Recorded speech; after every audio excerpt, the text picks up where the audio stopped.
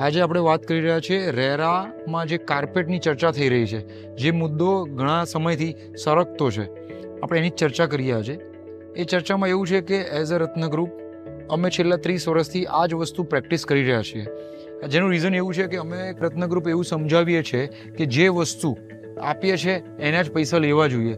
Super બિલ્ટઅપના નામે જે અમુક લોકો કે જે ખરેખર ડેવલપર છે જ નહીં. ડેવલપરનો મતલબ શું છે કે એક સારું ઘર બનાવીને આપવું, જે સામાન્ય માણસ પોતાની જિંદગીની ભરની મૂડી પૂંજી જ્યાં લગાડી રહ્યો છે એને તમે સપનાઓ વેચી અને નાની વસ્તુ આપી, મોટી વસ્તુના પૈસા લઈને નાની વસ્તુ આપો, ત્યારે એને તો ત્યારે જ ખબર પડે જ્યારે ત્યાં રહેવા જાય છે.